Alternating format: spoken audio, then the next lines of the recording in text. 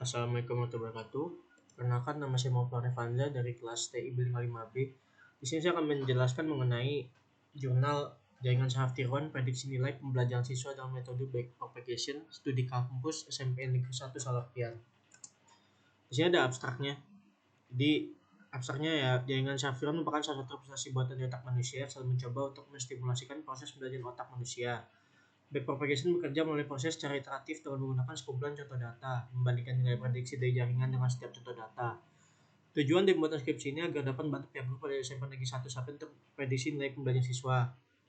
Pada perhitungan dengan menggunakan maksimum effort sama dengan 10.000, target error 0,01 dan learning rate 0,3. Maka dapat hasil perhitungan di mana rasio kebutuhan A memiliki nilai 0,7517 yang berarti nilai tersebut mengalami penurunan dan D memiliki nilai 0,9202 yang berarti nilai tersebut mengalami peningkatan. Bab 1 pendahuluan.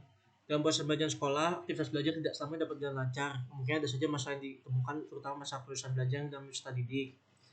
Keadaan ini merupakan masalah umum jadi dalam proses belajar mengajar. Biasanya guru akan prediksi peserta didik yang memiliki prestasi belajar rendah dianggap sebagai siswa yang mengalami kesulitan atau gangguan belajar.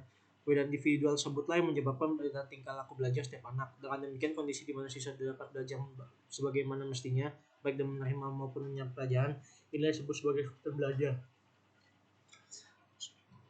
Kesulitan belajar merupakan suatu kejadian atau peristiwa yang menunjukkan bahwa dalam mencapai tujuan pembelajaran yang telah ditetapkan, ada sejumlah peserta didik yang mengalami kesulitan dan menguasai secara tuntas bahan atau materi pelajaran yang disampaikan guru.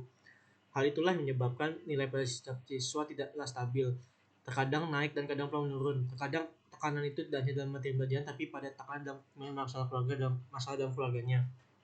Maka dari itu, penulis ingin membantu para guru di SMP Negeri 1 Salapian agar dapat prediksi nilai pada siswa dengan menilai dari nilai pengetahuan dan nilai keterampilan dari nilai rata-rata siswa. Jaringan saraf tiruan merupakan salah satu sistem proses informasi yang didesain dengan meniru cara kerja otak manusia dan menyelesaikan suatu masalah dengan melakukan proses belajar melalui perubahan bobot sinapsisnya. Bab 2, metode penelitian. A. Pengertian jaringan saraf tiruan. Ya, di sini penjelasan jaringan saraf tiruan ya. Jadi jaringan saraf tiruan itu representasi buatan di otak manusia. Sedangkan menurut Eko Prasetyo, jaringan saraf tiruan merupakan suatu konsep rekayasa pengetahuan dan bidang kecerdasan buatan yang desain dengan mengadopsi sistem saraf manusia. Itu permasalahan utamanya ada di otak. Nah, di sini ada desain jaringan saraf tiruan secara umum diperlihatkan oleh gambar di bawah ini ya. Lalu B. Pengertian backpropagation. Backpropagation adalah metode penurunan gradien untuk meminimalkan koordinat error. Ada 3 tahap yang harus dilakukan dalam penelitian jaringan, yaitu yang pertama ada tahap perlambatan maju atau forward propagation, lalu tahap perlambatan balik, dan yang terakhir tahap perubahan bobot dan bias. Arsitektur jaringan ini terdiri dari input layer, hidden layer, dan out layer. Backpropagation juga merupakan metode pembelajaran jaringan saraf tiruan yang paling umum digunakan. Backpropagation bekerja melalui proses secara iteratif dengan menggunakan sekumpulan contoh data, membandingkan nilai prediksi dengan jaringan dengan setiap contoh data. Dalam setiap proses, bobot relasi dalam jaringan dimodifikasi untuk meminimalkan nilai mean squared error antara nilai prediksi dari jaringan dan nilai sebenarnya. Modifikasi relasi jaringan saraf tiruan tersebut dilakukan dalam arah mundur dari output layer hingga layer pertama dari hidden layer sehingga metode ini disebut backpropagation. Lalu ada arsitektur backpropagation. Backpropagation ini memiliki beberapa unit yang ada dalam satu terlebih layer sembunyi. Arsitektur backpropagation terdiri dari n buah masukan ditambah sebuah bias, sebuah layer tersembunyi yang terdiri dari p unit ditambah sebuah bias, serta m buah unit keluaran. Fits merupakan bobot garis dari unit masukan xi ke unit layer sembunyi zj. WKJ merupakan bobot dari unit layer sembunyi zj ke unit keluaran yk. Lalu yang kedua ada fungsi aktivasi. Dalam backpropagation, fungsi aktivasi yang dipakai harus memenuhi beberapa syarat, yaitu kontinu, terdiferensial dengan mudah, dan merupakan fungsi tidak turun. Salah satu fungsi aktivasi yang memenuhi ketiga syarat tersebut sehingga sering dipakai. Berikut adalah fungsi aktivasi yang sering digunakan, yaitu yang pertama sigmoid binary. Fungsi ini digunakan untuk jaringan saraf tiruan yang dilatih dengan menggunakan metode backpropagation. Fungsi sigmoid binary memiliki nilai range 0 sampai 1. Fungsi ini sering digunakan untuk jaringan saraf tiruan yang membutuhkan nilai output yang terletak pada interval 0 sampai 1.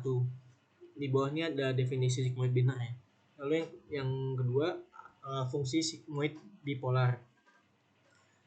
Fungsi sigmoid bipolar hampir sama dengan fungsi sigmoid biner, hanya saja output dari fungsi ini memiliki range 1 sampai dengan min 1. Definisi fungsi sigmoid bipolar ada di bawahnya. Lalu, menggunakan bobot-bobot akhir hasil dari penggunaan data pertama ini sebagai bobot awalnya. Proses ini dilakukan secara berulang sampai pada maksimum efforts atau quadrat error. Misal pada akhir pelatihan backpropagation terperoleh Y1 dengan 0,8765. Kemudian hasil dari fungsi aktivasi dibandingkan dengan nilai ambang tertentu. Lalu ada pengertian memprediksi. Prediksi adalah proses peramalan kejadian di masa datang dengan berdasarkan data variabel di masa sebelumnya. Di masa datang dengan lebih mendasarkan pada pertimbangan intuisi. Dan prediksi juga sering menggunakan data kuantitatif sebagai pelengkap informasi dalam melakukan peramalan. Lalu ada pengertian nilai. Nilai adalah alat yang menunjukkan alasan dasar bahwa cara pelaksanaan atau keadaan hari tertentu lebih disukai secara sosial dibandingkan cara pelaksanaan atau keadaan akhir yang berlawanan. Nilai memuat elemen pertimbangan yang membawa ide-ide seorang individu mengenai hal-hal yang benar, baik, atau diinginkan. Lalu ada pengertian belajar. Belajar dan mengajar merupakan dua konsep yang tidak dapat dipisahkan satu sama lain, yaitu interaksi antara guru dan siswa, serta siswa dengan siswa saat pembelajaran berlangsung. Ada pengertian siswa. Siswa merupakan pelajar yang duduk di meja belajar serta sekolah dasar maupun sekolah menengah pertama, sekolah menengah ke atas. Siswa tersebut belajar untuk mendapatkan ilmu pengetahuan dan untuk mencapai penambahan ilmu yang telah dapat dari pendidikan. Siswa atau peserta didik adalah mereka yang secara khusus diserahkan oleh kedua orang tuanya untuk mengikuti pembelajaran yang diselenggarakan di sekolah dengan tujuan untuk menjadi manusia yang berilmu pengetahuan, berketerampilan, berkembangalaman, berpribadian, dan mulia dan juga mandiri. Lalu bab 3 ada hasil dan bahasan. Bagian A, analisa rancangan. Di dalam proses penelitian ini tujukan untuk siswa dalam prediksi nilai belajar siswa dengan memberikan hasil lebih berarti, baik segi ketuntasan maupun kualitas yang diharapkan pada masa yang akan datang. Hasil dari konseptualisasi akan dituangkan menjadi suatu metode penelitian yang lengkap dengan prosedur literatur.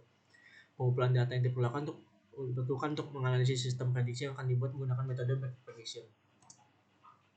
Lalu ada tahapan-tahapan analisa perancangan. Yang pertama ada persiapan. Tahapan ini merupakan awal, yaitu dengan penentuan latar belakang masalah, kemudian dilakukan identifikasi masalah. Perumusan masalah, kemudian selanjutnya diberikan batasan pada masalah yang akan difokuskan dan penyusunan skripsi serta penentu tujuan dan manfaat dari penyusunan skripsi. Lalu yang kedua ada kajian teori. Pada tahap ini akan dilakukan kajian teori terhadap masalah yang ada.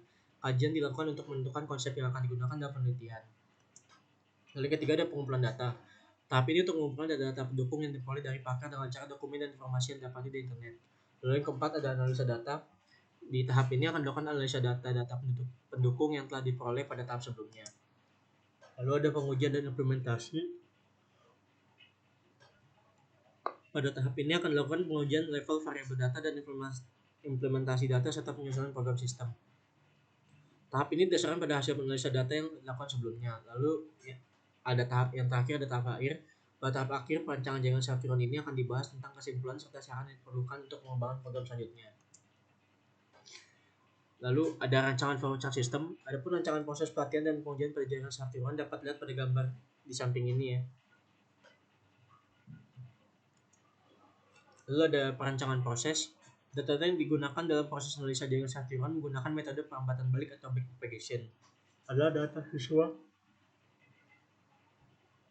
dari tahun 2017 sampai tahun 2019 sebagai input dan total hasilnya adalah output. Data tersebut diambil secara acak dari data nilai pembelajaran siswa dengan menggunakan data di tahun 2017 sampai dengan tahun 2019.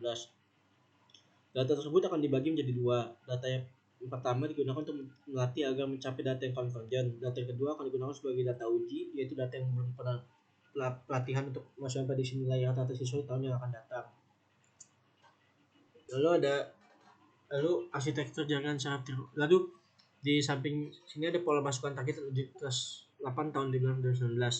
Arsitektur jaringan Saftiron menggunakan metode backpropagation terdiri dari yang pertama lapisan masukan X1 terdiri dari 2 neuron. Lalu yang kedua lapisan tersembunyi Z1 terdiri dari 3 neuron. Lalu lapisan keluaran Y1 terdiri dari 1 neuron. Lalu learning rate sama dengan 0,3. Lalu target error sama dengan 0,1 dan konstanta bias. Pembahasan langkah-langkah yang digunakan untuk perhitungan data memprediksi nilai pembelajaran siswa dengan metode backpropagation agar dapat dihasilkan sebuah pengetahuan baru mengenai jumlah nilai pembelajaran pada SMP Negeri 1 Salapian dengan penggunaan data tahun sebelumnya.